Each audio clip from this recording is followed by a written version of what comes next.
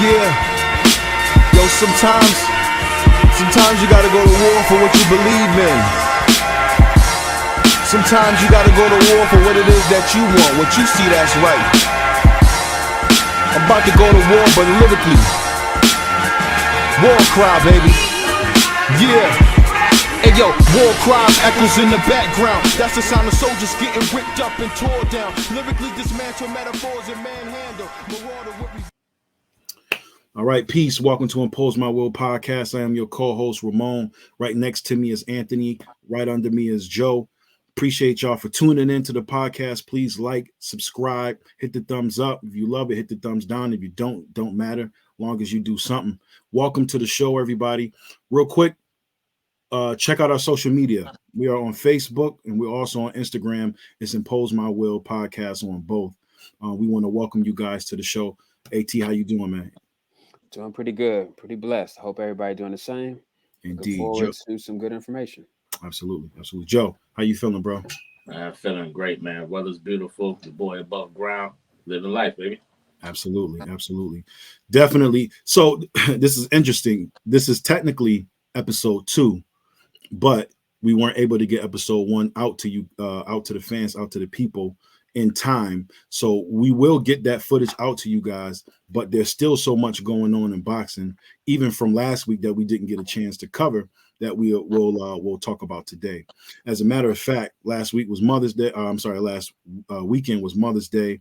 I know everybody was off. You know, if your mom is still living, if she's still on this plane, I know most people was with their mom. So we was out chilling. We took the week off to be with our family, and now we're back. What happened last week though was Lomachenko versus George Kambosos. So I would like to start right there, fellas. Let's jump right into it. Let's and chop it up, because that fight was an interesting fight. I enjoyed the fight. But AT, I see you jumping. So go ahead, man. Start us off. You got it. I mean, I'm gonna be. I was looking forward to that fight. Just not even really to see who was gonna win. To me, it was more of a fight that I was gonna feel like is Lomachenko still relevant, because I haven't really been sold on Kambosos, even having questionable performances for a minute now. So that one was more so a reflection of Lomachenko still showing that he still got something in the tank. So when I watched that, that's what I was really checking for, and he pretty much did show that. And Kambosos is more so he got hard decisions to make. Do you want to be a gatekeeper because all your step-up fights you've been getting stepped on, or do you just want to gracefully bow out because they didn't give you these opportunities right in your home country, and people done basically stepped in your trap and took over your trap, Devin Haney and Lomachenko. So it also make you look back on, was Teofimo really like snoozing on you when you got him? But overall, it was a solid fight. It kind of went how I expected. Lomachenko felt them out, then kind of got his groove and broke him down and eventually stopped him. So it was a solid fight for Lomachenko, a bounce back win to see what he got upcoming next. Definitely. Joe, what's your feelings, bro? I felt it was a great fight. Lomo, he got out the gates pretty quick. He didn't take like too long to get going like he do with most of his fights. AT, I agree with you 100% with Kambosos, because Kambosos, he had a lot of shaky fights. You know what I mean? Got potential, but I don't think he's going to really be able to hang with a lot of these big dogs or whatever. You know what I mean? You give him another step-up fight. Question is he going to be able to win? But honestly, I don't think he's going to be able to bounce back to compete with a lot of these fighters right now. Like that division in 140, you have a lot of guys right there. You got a fleet full of fighters. I don't think you're beating any of them. I don't think he's beating some of the young guys. You know what I mean? So his days may be numbered or whatever, but still a hell of a fight. And Lomachenko, hats off to him or whatever when he comes back. Big question is what he's going to go for, because he ain't got a lot of time left, I think, too, in boxing. You know what I mean? He's an older fighter. I know Shakur was calling him out, but it may make more sense for him to go for Tank right now to get the bag, because I know that's what a lot of fighters want. They want that bag. For So sure. For sure. if he goes to Tank, that's a big fight. You know what I mean? Yeah. Yeah. I agree with both of you guys, especially with the point of what George Kambosos is. He really able to deal with the elite fighters, right? We at this point, I would have to say, based on his last 3 performances at this point, maybe not. Even in this fight, I thought he looked good. There was a game plan in play at the beginning. He started out, he was pretty sharp. He was a bit more mobile than we normally see him, at least in my opinion. He was trying to stick a jab out there. And he's fast, man. He's fast and he got power. But Joe, just like you said, Loma came out early. Mm-hmm. So that's been one of the critiques of his last however many fights. Right. He's been starting off slow and he's mounting these comebacks, right? And it's dope to see, but it's bad when it comes to scoring and judging, right?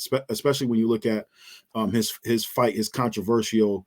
You know, some people think it's controversial as far as what Devin Haney. I don't think it's controversial personally, but they think a lot of people think that he won because of the comeback that he was mounting in the middle and later rounds. I think Devin did enough early on to secure the win, right? But if he would have started out quicker, who knows how that fight would have went? It probably would have swung in his favor. So I think that was something that was in their mind for sure. They're in George Kambosos' backyard in Australia, in Perth. The judges, everything is on Kambosos' side.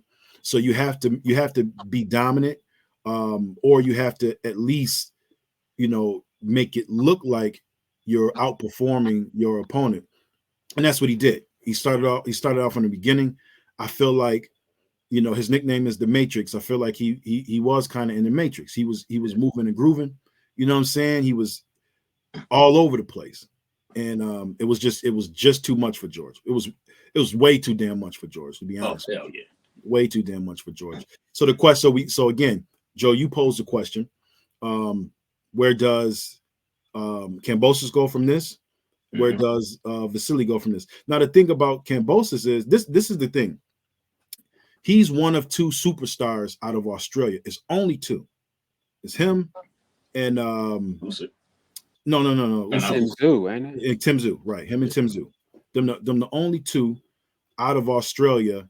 And they also, these dudes is packing stadiums because they're superstars at home, right? Wasn't Jeff Horn from there too? Jeff Horn is from Australia, yes. Okay. Jeff Horn is. Yeah, they got a lot of female fighters over there. They do. Yeah. But the big guys is definitely Tim Tszyu, Kambosos. Even more so Kambosos, because he was the champion most recently out of everybody else, right? He still has the ability to pack that building. That's why it's so enticing for those. Tim Tszyu was the email champ, I guess. True. Yeah. If you want to, the email champ. Technically, Tim had it until he Pandora took it. But the dudes start doing this when you call it email chat, right? You know what I'm saying? But Kambosos was legitimately the champion. Yeah. You know what I'm saying? Yeah. And they bring people out. People go over. Fighters are flying over there because the bag is there and the sales is there. Because there's not a lot of other big name boxers there. So I feel like if Kambosos is still fighting, he's still going to be able to pack that stadium. It's different if you come over to the States or to UK or whatever, but I feel like there is still room. The question really is where his heart is, where's his mind, right? Prior to this fight, if you look at interviews prior to this fight, Kambosos was saying this was a make or break for him. He was saying that if he lost his fight, it was pretty much retirement for him. I don't have to, after this fight, it's a make or break. He was saying all of that. It changed after the loss. He think he still got some more in the tank, which he probably does. But we'll see where he goes. And then to your point with Lomachenko, he's an older fighter. Yes, he's still a good fighter, but he's an older fighter. And kind of talking about our text when we were in our group last night, doing our text messages and stuff, talking about the business of boxing. It makes better sense for him to fight Tank. It's probably a more dangerous fight for him to fight Tank, but the bag is there. Come on, Loma versus Tank is everything's guaranteed. Pay-per-view is guaranteed. Gate is guaranteed. The bag is guaranteed. Loma versus Shakur, that's a high risk, low reward fight. The bag ain't gonna be as big, but it's a dangerous fight for Lomachenko. And if he loses, it's like, damn, I lost to this guy, and I could have really got more bread. So I would assume he would chase Tank or somebody of that caliber. Yeah. Plus, it's a win-win situation for both Tank and Vasily for the simple fact. Yeah, the Tank, it gives him a legacy fighter for sure. Remember? Yeah, he don't got too many of those. Good point. No, Good he don't have. I don't think he doesn't have any at this point. No, he doesn't. He's the only mega superstar, in my opinion, at this point, who doesn't have any legacy fights. In my opinion, may not even have an elite fighter on. And yeah, correct me if y'all wrong. If y'all see it differently. Yeah, I don't think Santa Cruz was elite when he. He's up there, but he was I think he's up there. I think he's super solid. I think he's super solid. I think Isaac Cruz is super solid. I don't know if I would call him elite, but I would say he's super. Even the way Tank won that fight, I think was amazing. He had a jacked up hand and fought dude with one hand and still won. Like, come on, like, so that's taking nothing away from Tank. But I do think it's time for Tank to get one of those or a few of those under his belt, because there's still going to be naysayers, right? That's going to judge him on that. So him fighting Lomachenko marks off a few boxes. You know, so what I mean? we don't count Ryan Garcia then as elite. Then I don't. Okay. I don't. I'm just asking. I'm just asking. If this is based off of social media, media crowd might be like, but I don't. Especially, which we're gonna get to a little bit later in the show. we gotta get to that later on in the show about why he's potentially not legitimate. But I say potentially, right? Because there's still a process going on. But all in all, man, dope fight. Both of those boys put on. Any of y'all have any other commentary for Loma and Kambosos? Yeah, I would say Kambosos, he more so now curious George. He could fight the man in the yellow hat because he pretty much the gatekeeper now. Oh my God, that's hilarious. It sucks to get beat in your home country twice in a row the way he did. Well, 3 times at this point, but twice in a row against Devin Haney like that. That's tough. That's tough. I'd be interested to see if he does continue to fight or look to fight somebody. Yeah. Because remember the last fight he won, Cora called him out. Yeah. Right there.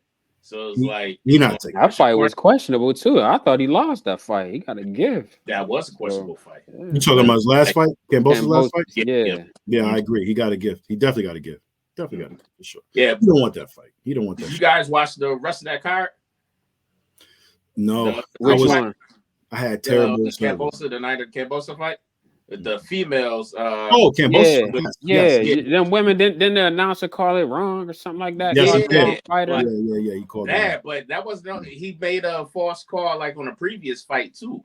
I think they said, and that one he said the other fighter won. Then they had to pull it back because Sugar Neeks or whatever, she sure enough won that fight or whatever, and then they had to retract it. Like, what do y'all feel about errors like that in boxing?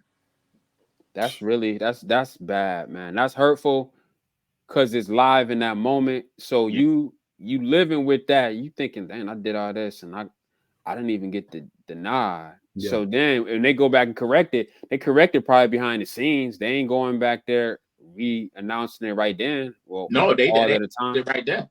Oh, they did? Yeah, he did. He did. They doing the Steve Harvey joint. Then they just Miss America. Miss America.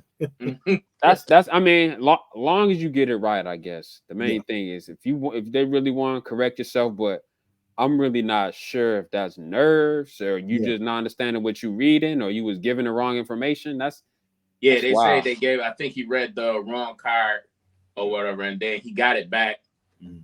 reread it, Yeah. and then they even showed like the actual scorecard where they had it legit. But it was like Gotcha. it's unfair to the fighters because Yeah. the girl, she thought she won. His face all beat up. It was like, you Yeah. clearly did not win that fight. Right. And then they had the commotion talks or whatever, and then they come back because to make it official, you got to raise the hand. Yeah. Yes. So they went back and then they did that, Yeah. and the controversy. But yeah, that dude might might need a for a new job. Yeah. Yeah. It sucks because the mistake may not have been him. It may have been the cards that they gave him, Yeah, Yeah. but he's gonna get the brunt of the wrath from everybody because he read it. You know what I'm saying? And so they turned to him and they pissed off at him. And the fight that Joe's referring to was her name is Shanika Johnson versus Nina Hughes. That's the fight that you're referring to. mm-hmm. And no, it just sucked. That hurt. That hurts the boxer. Like for me, that would kind of crush me a little bit if I think if you just told me I won and then you turn around and say I didn't win. Even if in my mind, in my heart, I know I was getting my tail beat, you know what I'm saying? But it sucks all the way around. Just for them getting it wrong like that, him verbally speaking it on pay-per-view it's there forever. You know what I'm saying? Same thing, like you said, AT, with the Steve Harvey joint with the Miss America pageant is there forever. People clowned for a minute on that joint. You know what I'm saying? So it sucks. It sucks. But they got it right, and that's what's important. They got it right. So moving on real quick. So we started to dabble in this conversation talking about George Kambosos and Lomachenko, Ryan Garcia, right? So Ryan Garcia, as we know, was tested on, I believe it was Friday and Saturday, as normal, as it is normally done. I believe it's through is it through VADA, USADA? Vada. Through VADA testing. This is a normal practice. Both samples came back where he popped dirty. He popped dirty for a substance called ostarine.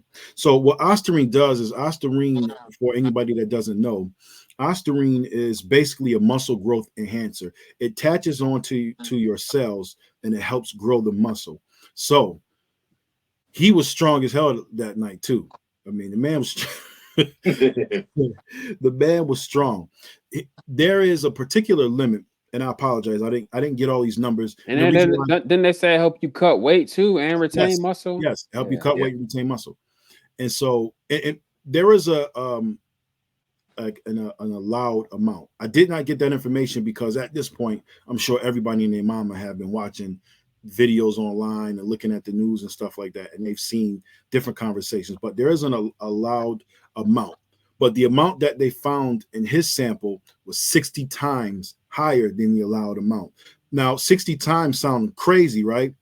But even that 60 times, it's like point or something. Like it's still a very low amount, but it still is 60 times more than what you're supposed to have. It ain't 6 times, it's 60 times more than what you're supposed to have in your system. Mm-hmm. So before I even go any more on that, man, what Joe, what's your thoughts on that? Does this, and again, proven until innocent until proven guilty, there's still more to go. But what is your thoughts? How does that change what transpired that night against Devin Haney? Do you feel differently about it? Do you feel a different way? And then my other question to both you and AT is, do you think this ostarine may have had some effect on his personality leading up to the fights? It definitely puts a lot of questions up in the air. Yeah.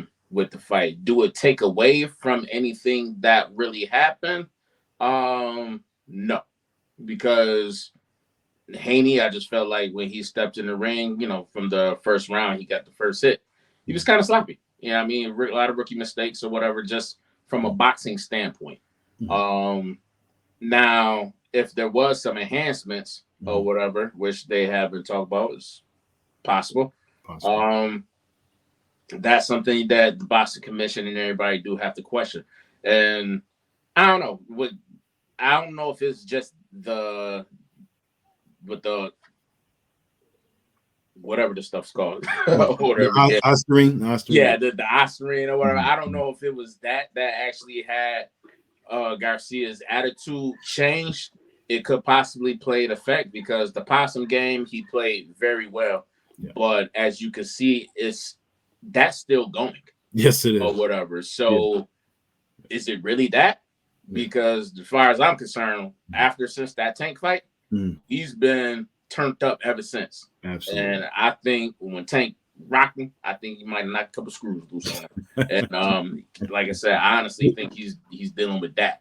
But I don't know. It raises a lot of questions that I think a lot of people in boxing need to be concerned about, especially Garcia's team, because now they're talking about he might be leaving Derrick James. He's not happy there now with something, but how much is that true?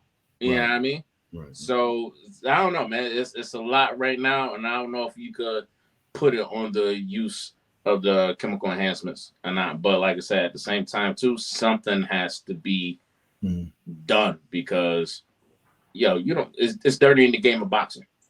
Yeah, it is. At. In this situation, I do think it played a big part in that fight. Now, I'll preface this by saying that Devin Haney off the rip from the first bell had a terrible strategy, and he came out there, fought wrong, and just tried to step to him. I just think it was a bad idea for his skill set. But a lot of people try to say, well, he would have got lost anyways. He would have got knocked out, or he got caught with the hook. You can say that, but at the same time, if me and you are fighting and we're both working in a training camp to get down to 140, and you're taking something that, first of all, you already pretty much know you wasn't gonna make 140 because the last fight before you never fought at 140 in none of your fights. You was at 143 or something meeting catchweight. So you kind of had a leg up where you knew, all right, I'm just gonna not get there, and then I'm gonna run my agenda, and hopefully he take the bait. But at the same time, if you sitting around, I'm struggling, I'm grinding to make weight because obviously we know Haney doesn't make weight easy, and they say he rehydrates crazy. So if you getting down, any fighter know those last 2 or 3 pounds is the hardest to get off. So if I push myself to limit to get that, and you didn't, and you took something to kind of keep your strength and your energy, basically. Like you keeping your muscle and you still burning weight, but you keeping your muscle. It makes perfect sense because you see, they said some people say he was drinking or smoking or faking, but he might have been in certain instances, but I think that was legit because I read some stuff that was saying that when he was that week, he was out partying all that week, whatever, at nightclubs and stuff in New York City. So one person is taking it serious, another person not, because they feel like they got like a bailout plan to help them kind of get them where they need to be. And then when we get to fight night, it's compromised. So I would like to think, well, maybe man, he probably would have still got caught with that hook, but I truly don't know because we both didn't come on an even playing field to see how it went. So with that, I'm like everybody else, I'm going to wait and see what the samples come back. But he's already, from what I hear, kind of making an excuse. Well, if the A came back, then the B going to come back too. So you basically trying to get over it before it come back. So with that, I just think, like I said, he not going to say it. But I just think from all the stuff he talked in the Tanks fight, and then it didn't work out for him.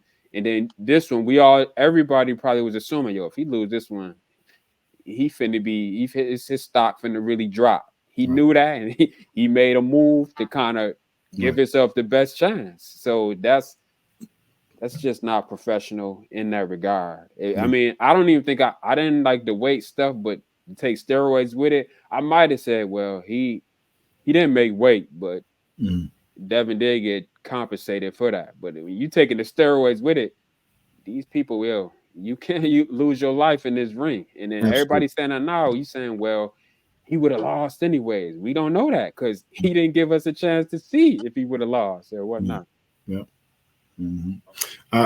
Yeah, man, I agree with both of y'all. I think one of the major points that was just touched on by At is when you cheat, man. You really, you know, boxing is deadly. We lost what maybe what was it between 4 and 6 boxes last year. Yeah, Um, it's already a dangerous sport.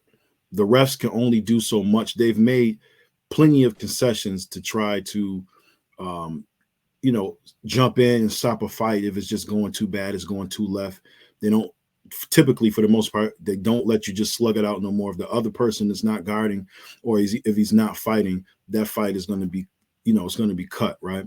But that to me, that's the major thing is when you start taking these supplements, and it's already a dangerous game. Now you've put on extra muscle, and in this particular case, you've already come in overweight, right? You're already not on an even playing field, just like you said. But on top of that, you're taking performance enhancement drugs.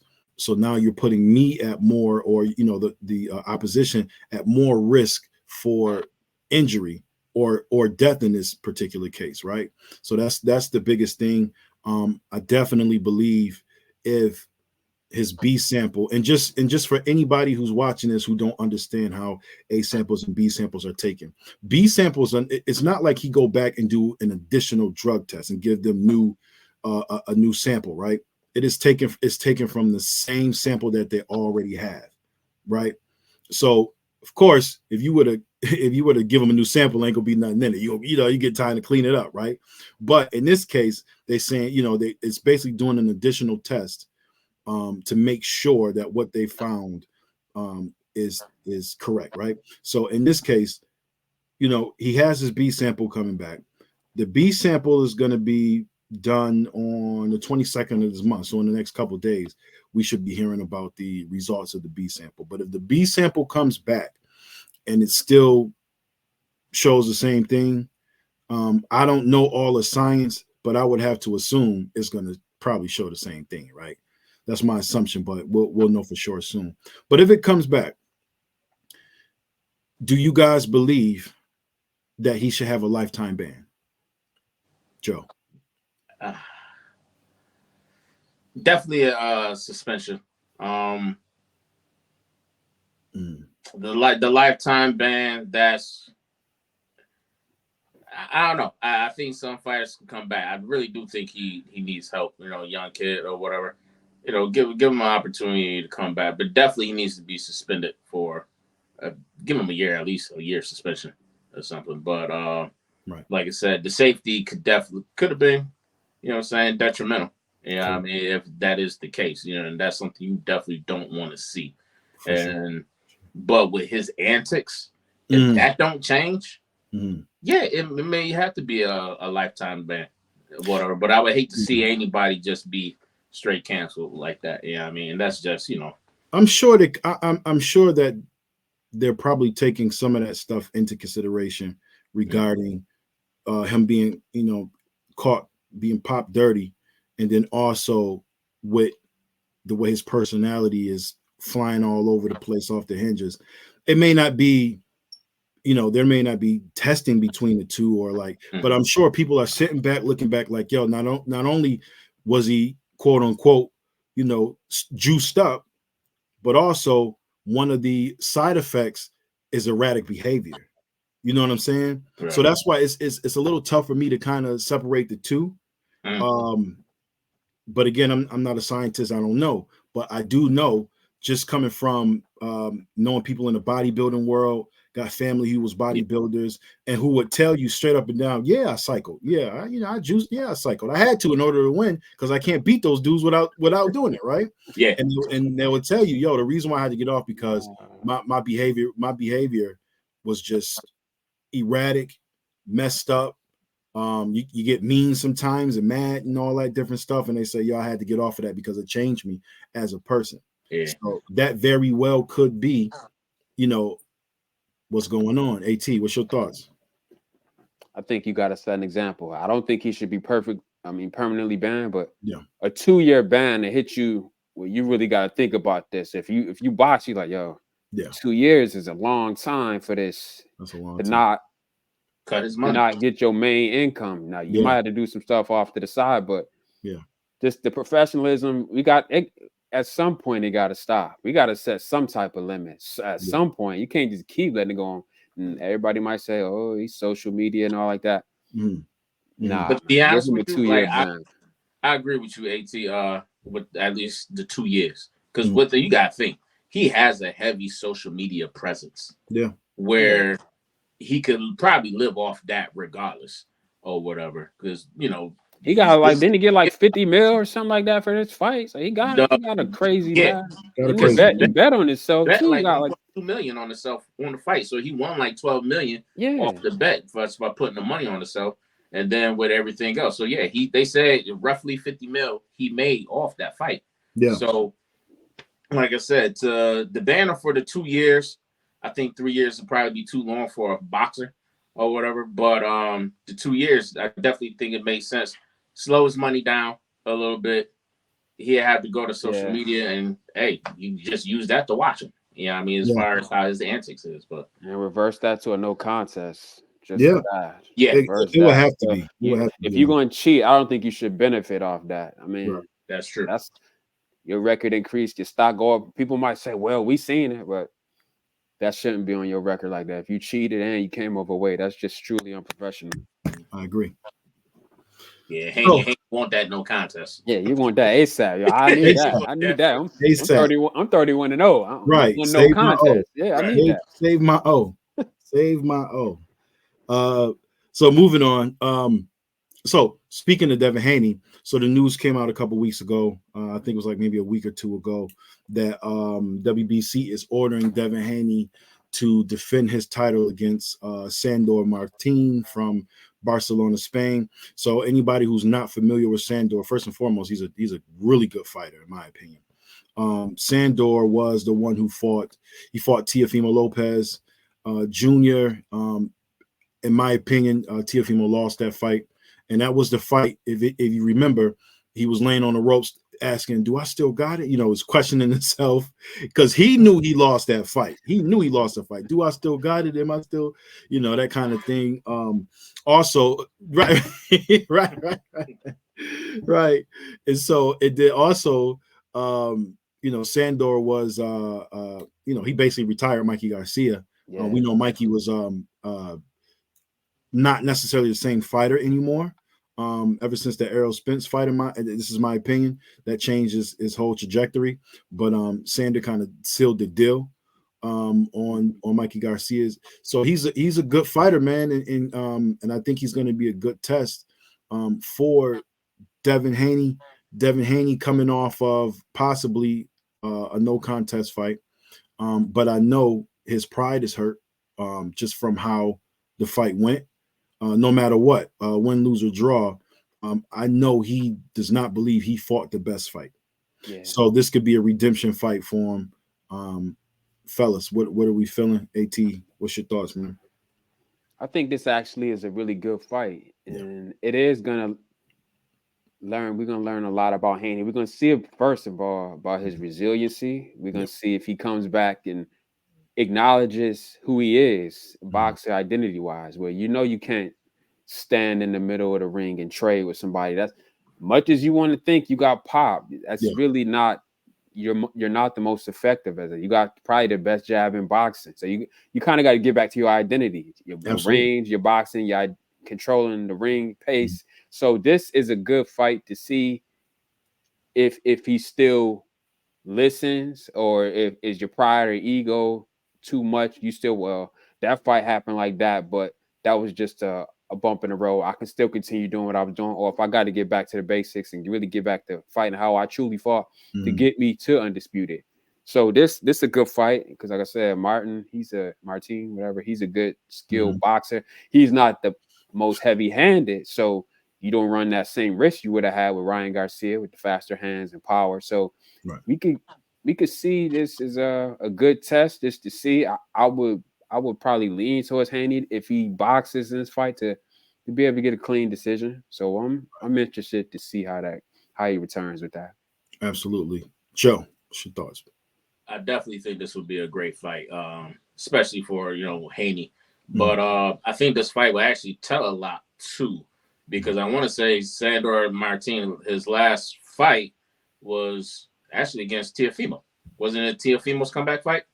No, his last didn't he win another one after that? he won two after that. He won two fights. Okay. Yeah, he doing good. But yeah, I think that'd be a good fight, or whatever. Just saying for that. That was one of Teofimo's comeback fights, or whatever, fighting against him. Right. And I think it'd be a great technical fight too to watch. Yeah. But it'd, like I said, it'd give, I think, Haney that confidence booster or whatever. If so, that give him one to display his talents. But like you, AT was saying, to reassure his game. Yeah. You know what I mean? Yeah. I would like to see what he does with his team. His training camp and stuff like that was great. But I think the game plan, I mean, the coaching, how does his father adjust to that if he decides to keep his father in his corner? I mean, which is going to be a very big question. How do you go from here to go back to your goal as a boxer? Right. Yeah, I mean, sometimes you got to reassess some things. And I definitely would love to actually see this fight actually happen and to see where he goes from there. Right. So. Right. It's definitely going to be an interesting fight. So Sandor is 42-3. He got 15 knockouts. So he's got a ton of experience, right? So this is going to be a great test for Devin because he's going to be able to fight somebody who has a ton of experience. So there may be some adjustments that he's going to have to make on the fly in the fight, which is good for him, right? Like we understand that Devin is undisputed, so on and so forth, but he's still a relatively young fighter, and there's still a lot to learn. And so him fighting these veteran fighters who have a lot of experience is going to do nothing but help him learn and help him continue to develop. He got a long career left in front of him. So these are the kind of fights that I want to see him in, fighting against some of these veterans and him learning and getting better. Joe, you hit a point. You touched the topic regarding Devin Haney's dad as his head coach, right? Or seemingly his head coach, because sometimes I don't know what the hell be going on in that within that training camp. You know what I'm saying? Like it's kind of weird to me. But everybody is not Emmanuel Stewart. Everybody is not, Floyd Mayweather Sr. Like you have some coaches who've seen it all, done it all, right? And so they're able to guide you through your career in multiple facets, meaning that they can show you different styles for different situations, for different opponents, because they've had long, illustrious careers against multiple opponents, both high and low, right? And then you got coaches who just don't have that, right? So they struggle a bit to get you prepared for certain kind of fighters. In my opinion, to Mr. Haney, shout out to you, big brother. Love what you're doing. Love that you're guiding your son through his career and all that. My suggestion would be not to necessarily step away as his coach, because you got him here. You know what I'm saying? You got him through all those Mexico fights and all that stuff. But there's nothing wrong with adding on to the team. You know what I mean? Bring somebody in who may have certain insights you don't have, right? You know who was really good about that, even though it wasn't like totally on Front Street all the time, but they did bring people in a lot. Kenny Porter. Coach Porter brought people in all the time. You would hear Coach Porter talking about, like if you catch him on the interview, you would talk about this coach and that coach. We brought this coach in for this. We brought this coach in for that. Because Kenny understands his limitations as a trainer. You know what I mean? He's like, Kenny like the drill sergeant, right? He's drill. Yeah, That's and Sean was in some of the best shape, period, as an athlete. He was in some of the greatest shape I've ever seen. And his dad was just drill sergeant like that. But his dad knew that he had shortcomings when it came to technical portions of the sport, fighting against certain styles. He always brought in people like that, right? He always brought in different people. So I think in this case, for Devin's dad, Bill, think about it. Think about bringing somebody else into camp who can give you some insight or hindsight on what these other opponents that you don't really have strategies and game plans. For example, I think a more experienced coach would not have let Devin Haney go in there against in his last fight against Ryan Garcia and sit there and stay in the middle of the ring and just try to exchange, right? Yeah. When they know good and well his number one attribute is his ability to box. Yeah. You're gonna try to bang it out with the bigger puncher, bigger person, bigger guy, and not avoiding the left hook too. not avoiding the left hook, but also people have to remember this about Ryan Garcia. Ryan Garcia fast as hell. Hell yeah. He got speed on him. I think he's faster than Haney too. Absolutely, Absolutely. Power and hand speeds. Absolutely. He just don't have the best footwork, the best movement. So sometimes he look a little doofy in there. You know what I'm saying? But those other attributes he has. He don't need the best footwork if you're standing right in front of him. What you need the best footwork for? If we're gonna exchange, I'm faster, stronger. All these different things. I don't have to use all this mobility to get around. We could just bang them on these PEDs too. So what you want to do? Yeah. You know what I mean? Like, right. He got something you ain't got. You know what I'm saying? And I'm refreshed because I ain't even dropped him 3 pounds. That's so right. Listen, but that says a lot about your corner because going into that fight, it was like you got baited into the pissing match. Sure. And as your corner, you should have been like, hey, throw all that out a window, box your game. Right. Yeah. You didn't get none of that. No. Yeah, I mean, and that was the problem. But when you heard them, when you seen them go back to the corner and you listened to the instructions, his father was kind of quiet during that corner. It was terrible. It was horrible. Super quiet. But I think you got to keep point. Bringing somebody like Kenny Porter in to, saying his corner and his team. Yeah. As I say, I think it actually helped his father out a little bit or whatever because 100%. It's that same drill sergeant mentality or whatever. You have that father-son understanding or whatever. It's like, hey, you understand how I got my son or whatever. Right. But, Haney's in great shape as well, too. So, that's going to stand there. It's not going to shift too much. Sure. But it may focus more with the boxing. Yes. The one thing that I loved about Sean Porter is that, he was focused when he came into his fights. Focus for him to be as great as what he is. Yeah, I mean, he was focused. He was in an incredible shape. Like, no matter what happened, no matter what happens in the fight, Sean Porter is going to be a dog from first round to the 12th round. Exactly. I think Virgil Hunter probably would be a good eye to bring in there. He's from the Bay Area too, and he can guide you through rough fights. Like I said, he did Andre Ward through that first Kovalev. Just psychology wise too, talking to you, because sometimes you think with Devin Haney as your father, as your trainer, much as your father, the lines get blurred as a dad and a trainer. Sure. So eventually, at some point, and as you become a man, you might not want to keep hearing. Your dad might be right, but I'm not trying to hear what you're saying, whatever like this. I want to do it the way I'm doing it. So it's good to have a neutral eye to kind of watch from afar to say, hey man, let's do this or pull back this. So he does need another eye, another set of eyes in his team. I definitely think that relationship is going to be somewhat strained, just a tad bit. I think you're going to start seeing that a little bit more, this fight. You know what I mean? So. That limit, the limited experience that he has against certain opposition, especially elite opposition, it can strain a relationship when you just can't navigate your fighter, who's also your son, through these rocky waters, right? Virgil Hunter would be amazing, like AT said. Virgil Hunter, when you listen to certain fighters talk about Verge, they call him. I call him Verge because I feel like he's my uncle. You know what I'm saying? Like the communication about Virgil is that not only is he a great coach, but like he's like a good man. Like he helps you manage your emotions, in the fight. He helps you manage. He's matter of fact, exact to the point. Absolutely. And that those kind of coaches is what separates good fighters from great fighters, straight up. Yes. So that would be dope, man. Bring it in.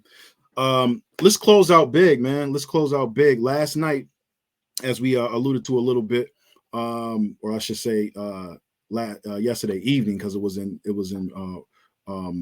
Saudi Arabia. We had the Tyson Fury versus Alexander Usyk fight. Big salute to Usyk. I want to give my hat. I'm going to take my hat off to him. Usyk was able to do what nobody was able to do. And there has not been a undisputed unified heavyweight champion in the last 24 to 25 years. So he made history, and he made history in a beautiful fashion, if you ask me. Last night it was an entertaining fight. It was an all around good fight, man. It was an all around good fight. But before I do a breakdown or whatever, AT, what's your thoughts on that fight, man? Like you said, I do think that was a great overall fight. You showed two boxers putting it all out there competitive wise. And I thought initially that Tyson Fury, being that he was bigger and has the range, and I thought he'd be able to control it a little better, because I know he can get inside and get a little rough inside. So I figured that he would do enough to win. I figured he probably would lean on him, same way he leaned on Wilder with the extra added weight and kind of drain him. Yeah. Where he, in this fight, Usyk kind of showed he was stronger than expected, and he had more punching power or pop that Tyson Fury had to respect. So Fury came in great shape. Usyk did. I thought Usyk probably won the first 3 rounds or so. Then Fury got on a little roll, won like the next 4 or so. Then Usyk got one. Then it was pretty much I had it even after like 8. But then the 9th round happened with the knockdown. Yeah, with the technically ruled knockdown, where they could have stopped that fight because he was out there. He was shelled up. He was taking consecutive shots. So that referee, that referee saved him, because they could have got him out there. But Fury bounced back the round after, and I thought Usyk did enough to win it. But overall, I do think Fury, though, in this process, he kind of let an opportunity slip away, because I thought Usyk was kind of soft to the body. He started complaining a little bit, kept getting hit with body shots. Doing the same thing he did against Daniel Dubois once he got caught that body shot, laid down and pretty much didn't get up. So he was doing that. So he kind of didn't take advantage of what was a strength he could have used. So he didn't do that. Usyk did enough to basically get the victory, and I thought it was impressive how he did it. For sure. Joe? Great fight. As a boxer lover, when you look for a good boxing match, I think that was like the definition of a good fight to watch. Both fighters came out just very well prepped. The conditioning was good. I agree with AT. The first 3 rounds, definitely give it to Usyk. He was controlling it. Actually, I was kind of shocked at how he was controlling it. But you see, Fury probably was actually trying to, I guess, scale him out or whatever, get the feel how it was. But I think Usyk literally had that control of that. But then the next 4 rounds, Fury literally kind of like dominated it. He had him going to the body. Did have a couple low blows in there, but outside of that, whatever, he was controlling the fight very well. Right. And then, like you said, that knockdown came, and I think the ref, it was questionable. I think he should have actually stopped it and actually not stopped the fight, but at least counted that knockdown earlier. Yeah. And let him run around from the side to side, dancing, bouncing off the rope or whatever, because that was like he was clearly out of it. Right. But Usyk messed up by letting him kind of get back into the fight. And absolutely. And then, Fury came back. You know what I mean? And was coming back. But that knockdown definitely saved them, because I was just hoping they wasn't going to go with the draw or whatever, which obviously you see by the scorecards, they had it pretty close. But hell of a fight. Both guys was classy about it, man. Excellent fight, which I think a lot of boxers need to pay attention to as far as head movements. You actually seeing these fellas moving their head, swiveling off pretty well. It's going to be a hell of a rematch. Yeah, for sure. I think they said Fury, he's not necessarily committed to taking the rematch. He said he got to assess it. Yes, assess it. It would be interesting to see a rematch. Honestly, to be honest with you, I think he could go out with this still being on top. Like, you know what I'm saying? One loss. That's he it. said like, yo, I'm gonna walk away from this or whatever and retire on a high note. I lost to a great person. Yo, I could applaud that because to lose to Usyk, that's not a bad loss, bro. Like you had a hell of a fight. You got to go out. You got to go out at some point. Yeah. Yeah. And then also like you run a risk of the rematch. A lot of times when we see rematches, man, sometimes when a guy has your number, the second time is worse. You know what I'm saying? Yeah. So Yeah. it may not be a bad idea for him to call it. And in our minds, when we think about this fight, we think about a good competitive fight. You know, Fury's last fight was good, competitive, entertaining. We don't, you know, he may go out there next time and you know, get that jaw broken and get dropped or whatever the case may be. Yeah. Or or he could win. It's a huge gamble. And Fury's been hitting that mat a lot in these past Oh few yeah, fights. yes, Yeah, his sir. punch resistance gone. Yeah, From that Wilder and Francis, CE. Yeah, yeah. he has some big hitters, bro. He's, Like he's been it may hit. be time. Yeah, he's been hit. He's had some controversial wins. There's been a few times we don't watch where I'm like, I don't think he got that. You know what I mean? I don't That think he won. long count. Yeah. Yeah, he got stretched on that Yeah, one, but yeah. that's another day. We're gonna stick to Fury. Right. He says another day. But true indeed, right? So wouldn't be bad to walk away. One thing I'll say about the fight is it's interesting, and Joe, and you touched it. Just the stylings of both boxers, even though they're big guys, they still fought. They still used more of a boxing style. They didn't slug it out. You know what I'm saying? It wasn't a drag out, slug out kind of fight. It was a strategic fight. Fury moving around, popping that jab. Usyk with tons of head movement, tons of footwork. You know what I mean? Navigating, finding his way into the inside, closing the gap, and then letting his hands go against the taller guy. It was stylistically a really good fight too. That's what I enjoyed. It was stylistically a really good fight. It wasn't like, no disrespect to my man, but it wasn't like Wilder looking for one shot, kind of getting beat up most of the fight, but looking for one shot, right? It wasn't that kind of thing, right? It was more of two actual skilled boxers fighting their fight. I think where Fury went wrong, in my opinion, was Fury, his guard was just too low all night. It was a target all night. You notice that Usyk didn't really go to the body all that much because the man fought with his hands down here. You know what I'm saying? You're giving me a target. So I'm gonna go for the target. And I agree with AT. With them body shots was effective from Fury. I would not have abandoned that first body shot was so clean, and you seen him like, you know what I mean? Like he really, you know, he so I wouldn't have abandoned the body shots. I probably would have worked downstairs a little bit more. But all in all, it's beautiful. It was a beautiful fight. I'll say this. Usyk now he joins a small select few of heavyweights: Muhammad Ali, Joe Frazier, Mike Tyson. You know what I'm saying? So he's the only fourth heavyweight boxer to fully unify the division. If I'm not mistaken, Didn't Lennox do it when they had a 3 belt? Back like in '99 with Holyfield, right? They didn't have a 4 belts, but I thought they didn't Lennox, they didn't have the 4 belts. But I think 3 belt on this. Yeah, it was 3 belts. Lennox my favorite heavyweight. We could talk about him another day. He different. You know what I'm saying? But but you know, but even still, if you throw in Lennox, it's still just a small amount of people who've done it. And he's one to do so. I take my hat off for him. Shout outs to him. It's also a kind of a beautiful look for his country, from the Ukraine, all that they've been going through. You know, gives them hope to see one of their guys, you know, do something that hasn't been done in a long time. So shout out to Alexander Usyk and Tyson Fury. You know, Tyson Fury, if he feels like he's still got something left in the tank and want to come back, it'll be.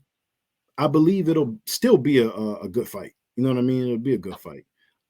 But I would not fault him if he decides that this is it for him, that, you know, he gave all he can give. This man blew up 400 pounds or something like that, you know, drug and induced, changed his life. I mean, just he had a lot of ups and downs in his personal life and in his professional life. And it's cool if you want to say, I just want to chill now. It's okay. Oh, You've done enough. You made the bread. You got a family. Enjoy the rest of your life. You know what I mean? Nothing is there's nothing to prove. There's nothing to prove. So with that being said, fellas, any other questions, comments before we get out of here? Nah. Get ready for the next big fight. Who's coming up? No. This weekend we got Mateus. Oh yeah. Gabriel Matias? Yes. Mateus. Yeah, I like Matias. Is fighting. Let me give you the date. I want to know who he fight. Yeah. And then it's supposed to be like in Puerto Rico. I think so. I think so, yeah. It is a DAZN event. Okay, so his next fight is. Give me 1 second, y'all. 1 second. Josh Taylor fight too. Josh Taylor, a rematch. Josh Taylor. DAZN getting crazy. So Matias is fighting Liam Paro. This is going to be in, I think it is. Is it Dominican Republic or Puerto Rico? He's from Puerto Rico. That's actually June 15th. That's not next week.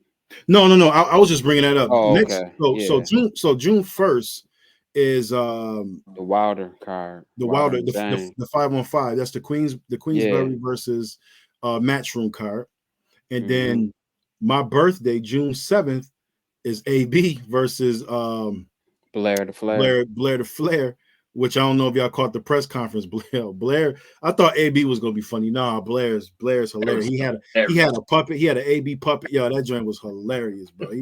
He was killing him. So that's June. I think it's June 7th to June 8th, and then that brings us right to June 15th, which is Tank Frank Martin, and so on and so forth. It's so much craziness. You got to remember, we also got Katie Taylor, Amanda Serrano coming up. We got our two. That's part 2.